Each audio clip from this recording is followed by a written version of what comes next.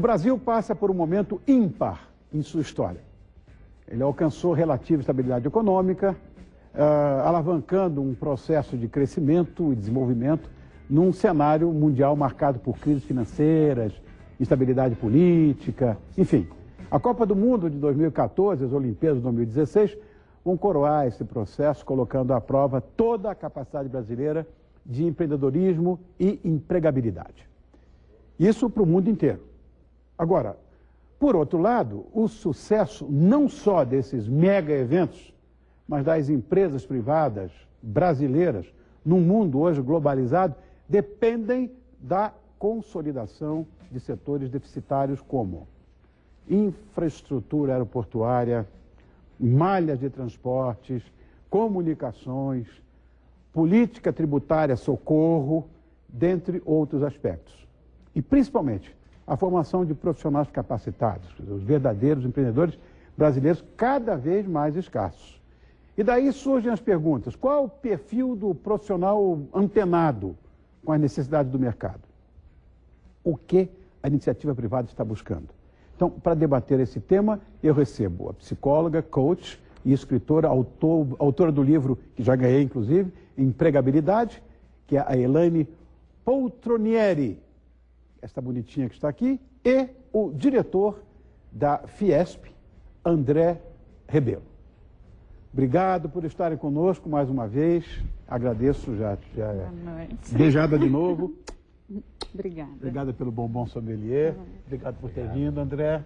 Prazer. Bom, Elaine, você como coach, que hoje é um must, né? Ser coach ou ter um coach, é pessoal, profissional. A pergunta é para você: quais são as principais características de um profissional de sucesso, para encurtar bem essa história? São várias, mas eu acho que a principal, Rony, é o profissional ter uma visão sistêmica, né? Ele precisa enxergar, conhecer o todo. E desse todo, ele tem que analisar de uma forma global as partes, ver como elas se interagem. Porque cada decisão que ele tomar não vai influenciar só a parte, vai influenciar o todo. E esse é o segredo. André, por que profissionais qualificados estão cada vez mais escassos no Brasil? Eu ouço isso o tempo todo. Assim, tem um pouco de mistério nisso. A gente ficou com o país 25 anos sem crescer, né? Então a gente acostumou com taxas de desemprego de 2 dígitos. 15% de desemprego era super normal. Então, de repente, em 5 anos a gente saiu do desemprego de 15 e foi para 5. Então a gente cresceu muito. Então as empresas estavam acostumadas a botar um anúncio de vagas e ter uma fila enorme, era muito fácil selecionar, tá certo? Por quê? Porque não tinha vaga, sobrava gente. Agora nós estamos numa situação inversa. Então a gente está numa escassez relativa muito maior. Em todos os níveis, né, André? Porque Sim. O nível de executivos, por exemplo, eu tenho um filho que tem mestrado, doutorado, essa coisa. O cara é disputado a tapa, eu nunca vi nada igual. Exatamente. Então, como a gente está crescendo muito e ficou muito tempo sem crescer, está faltando profissionais. Né? Mas não é uma falta absurda. Né? Nós estamos numa realidade em que está mais escasso. Tá. Entendeu? O que não quer dizer que... Isso. E aí, voltando, aqueles problemas todos que você listou na sua fala inicial, o problema da mão de obra é o mais simples de resolver. Porque as pessoas resolvem, cada um resolve um pouquinho. Por quê? Porque tem um estímulo. Então, assim, eu me lembro, eu fiz faculdade no final dos anos 80. No final dos anos 80... É um menino. Ninguém queria fazer engenharia civil. A gente tinha acabado de passar pelo grande boom que foi de crescimento dos anos 70, a frustração do início dos 80. Sobrava engenheiro civil, entendeu? Agora, há 5 anos atrás, eu estava na Escola Politécnica e estava numa discussão, eu soltei uma bravata, aposto que aumentou muito a procura, eu não sabia. Com toda certeza. Claro, porque a gente está vivendo um boom na construção civil, eu falei, está faltando engenheiro, Claro. A moçada voltou a estudar. Então, esse é o problema que resolve mais facilmente. Por quê? Porque depende da atitude pessoal. Cada um faz a sua parte. Correto. E você tendo o estímulo de ter a vaga, você vai achar a pessoa que vai se preparar. Nós estamos numa fase de ajuste do mercado. Mas as pessoas estão aí, estão buscando um futuro melhor e estão se preparando para isso.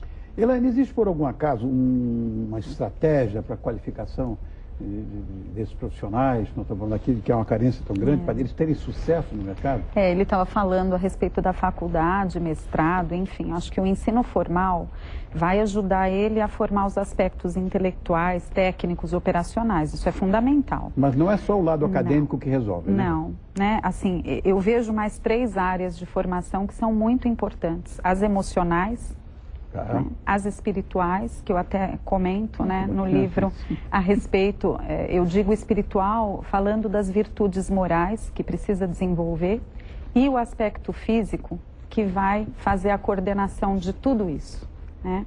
E hoje a gente sabe que o banco da faculdade não fornece esse tipo de formação, né? Não.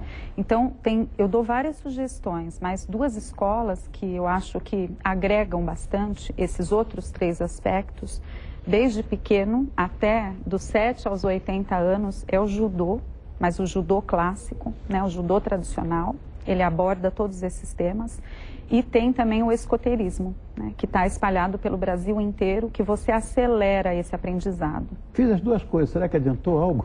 Claro que adiantou. Por isso tá que é esse homem de sucesso, em todos os sentidos, não é? Porque é um ser integral, né, Rony? Além disso, complementando, né, assim, além da formação acadêmica, alguma formação específica, né? Então, assim, especializações, cursos que vão te ensinar coisas uma aplicadas. Pós-graduação, né? Então pode ser na pós-graduação, pode assim, se você fez um curso técnico, é um operador de máquina X, Y, Z, do que está sendo usado agora no segmento. Se você vai trabalhar com vendas, um curso especializado em técnicas modernas de venda, essas ferramentas que vão te dar um conhecimento específico. E a partir do momento que você tem um conhecimento específico, que você constrói uma carreira e vai adquirindo, galgando outros degraus aí na carreira profissional. Se você me permite, acho que até mais, né, Rony? Porque esse conhecimento que ele está falando não é só lá no banco da escola. Precisa pegar livros, revistas especializadas, participar de congressos, de reuniões, aprender não é? na prática, né? Que assim Aliás, a Fiesp, ela também é gestora aqui no estado do Senai, que tem toda a estrutura de ensino, de aprendizagem industrial baseada no aprender fazendo. Então assim, a escola é um chão de fábrica. Então o sujeito, quando sai da escola do Senai e entra numa fábrica, não tem nada de novidade, porque ele aprendeu tudo fazendo na escola. E ajustando. A escola é igual à realidade. Ele tem os profissionais que são normalmente experientes, mas que estão querendo novos desafios. Como é que faz essa gente? Então, acho que eu sou muito conservador, eu acho que eu teria um pouco de medo. Iria, mas se eu fosse mais jovem. É para garotada mesmo isso, né, ou não? Não, eu acredito assim, principalmente quando a pessoa está querendo um novo desafio e ele tem bastante experiência, a primeira pergunta que ele tem que fazer é por que eu quero sair desse ponto que eu estou, do ponto A, vamos chamar assim, e ir para o ponto B. Né? É porque eu quero ter mais prazer no meu trabalho, ele tem que fazer uma varredura, ele com ele mesmo, né? Refletir muito, e ele tem que saber muito claramente o que ele quer. Ele fazendo isso, o próximo passo é se planejar, né? E o coaching ajuda ele a fazer isso de uma forma mais rápida e com as ferramentas sistêmicas. Agora, André, você ligado à Fiesp, falou agora há pouco da história da engenharia civil, eu me lembro perfeitamente disso. Na minha época, o cara tinha que ser economista ou administrador. Né? Agora, existem modismos, existem tendências, né? Que o mercado, de certa forma, impõe. Eu vou fazer uma pergunta para você, André, que com a tua experiência vivencial, talvez possa ser fácil de ser respondida. Você acredita em que tipo de atividade profissional que possa levar esse profissional ao sucesso nos próximos, vamos dizer, 5 anos?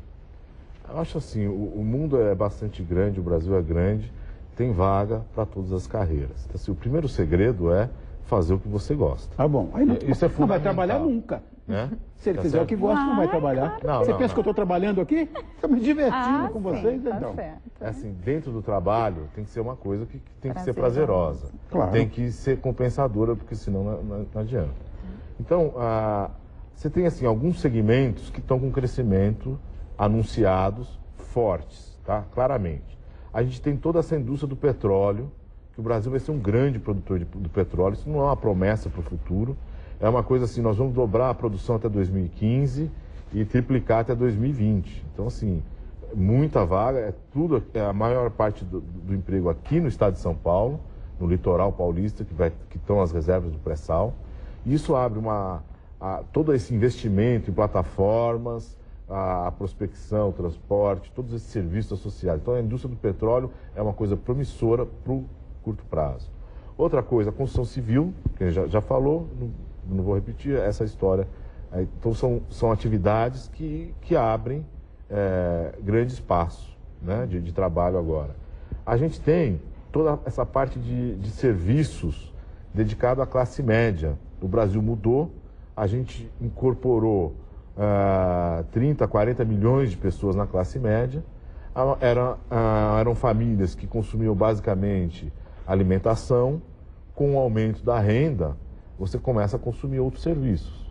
Educação, saúde, plano de saúde, aulas de inglês, academia de ginástica. Isso tudo é um segmento que está crescendo muito, tá certo? Alimentação fora de casa também. Por quê? Porque a gente incorporou esse grande número de pessoas nesse mercado. Né? Agora, falando de empregabilidade, que é a praia da Elaine, eu tenho ouvido, não sei se é verdade isso, você vai até responder, que hoje as empresas já estão começando a buscar aposentados para trabalhar. Isso era uma coisa impensável há tempos atrás, né? A pessoa, depois dos 40 anos, estava perdido, né? Hoje essa coisa está mudando.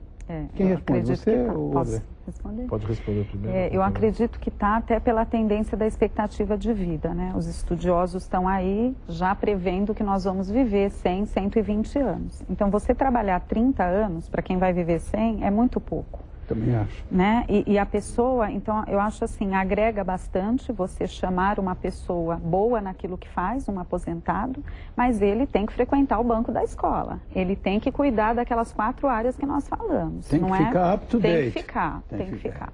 Antenado, como E é mais fácil para ele, né? Claro, ele já claro, atingiu uma maturidade que lhe permite fazer isso. Né? E só para associar, isso tem a ver também com esse momento que a gente está vivendo. Né? De grande crescimento, desemprego baixo, você vai buscar os profissionais que estavam no mercado de trabalho até há pouco tempo. Né? Agora, Elaine, como é que você orientaria a pessoas nessas condições que querem se reintegrar no mercado de trabalho, os aposentados? Eu acho que primeiro é ver o que o mercado está fazendo, quais são as especializações que existem dentro da área que ele quer retomar. 50 e poucos anos está aposentado, né? Muito jovem, né? Muito jovem, tem muito gás ainda e por muitos anos. Então ele precisa ver qual é a área que ele quer voltar. Ele quer voltar para a mesma área ou quer escolher outra? A gente até vê aí programas passando, né? O Globo Repórter, outros programas falando, mostrando isso. A pessoa está mudando de carreira com 60 anos de idade. Como o André que falou, isso é muito fazer o que gosta, né? Fazer o que gosta e se especializar. Vai fazer o curso, vai ficar antenado, ver o que é que está, o que o mercado está fazendo naquela área, né? Vai se atualizar. André, uma outra coisa que eu vou perguntar para você, porque eu, inclusive, já passei por esse apuro. Eu tenho empresa de comunicação e a escassez de mão de obra qualificada é uma coisa tão complicada na minha área que nós já pensamos, inclusive, em contratar mão de obra de fora do país. Eu não sei se você acha que essa prática, ao longo do prazo, pode trazer alguma complicação, ou seja, as posições dos brasileiros mesmo vão ficar, vamos dizer, submetidas à posição dos estrangeiros? Não acredito nisso. Não, né? Acho que isso está acontecendo. Assim, o mundo passa por um momento econômico ruim, ao contrário do Brasil. Então é natural que a gente abra oportunidades e de alguma forma tenha essa migração. Mas, como eu disse, o problema da mão de obra é o mais fácil de resolver, porque depende da atitude de cada um. E à medida em que você vê que tem um estrangeiro que vem, pega um trabalho bom e tem um bom salário, uma boa posição, você vai se especializar para ir atrás dessa vaga. Né? Por isso é natural que, com o tempo, os brasileiros voltem a ocupar essas vagas que hoje, eventualmente, estão sendo supridas por estrangeiros. Bom, por fim, qual é a mensagem que vocês deixam para aquelas pessoas que estão entrando no mercado de trabalho agora e para aqueles que desejam alcançar, vamos dizer, novos horizontes profissionais? Acho que sempre planejamento, né, e qualificação. Então, quer mudar de área, faz com calma, pense, se qualifica, planeja, né? Porque tudo leva tempo, né, nesse universo profissional, não se resolve as coisas rapidamente. Invista no talento, né? Nos talentos, naquilo que gosta de fazer. Eu acho que é fundamental isso, saber fazer o que gosta, o resto é conversa fiada. Meu pai já me ensinou isso, eu repito isso aqui como um clichê. Faça aquilo que você gosta, meu filho, você vai correr o risco de não trabalhar um único dia sequer da sua vida. Verdade. Por isso que eu estou me divertindo aqui. Olha, eu quero agradecer muito a presença da psicóloga, coach e escritora, autora do livro Empregabilidade, que está aqui comigo, esse aqui, ó. Esse livro aqui. E que chama-se Elaine Poltronieri, que eu nem ia falar nem o nome dela, e também do diretor da Fiesp, que é o André Rebelo. Na próxima segunda-feira vamos falar sobre os desdobramentos tributários, socorro, que todo profissional deve saber. E amanhã tem mais um capítulo da série Executivos e Sucesso. Amanhã eu vou receber o presidente da Mahogany, que é o Jaime Drummond, para uma entrevista muito interessante. Eu, se eu fosse você, não perderia. Obrigado, André. Obrigado, Elaine, pela presença, viu? Estão com fome? Eu também estou.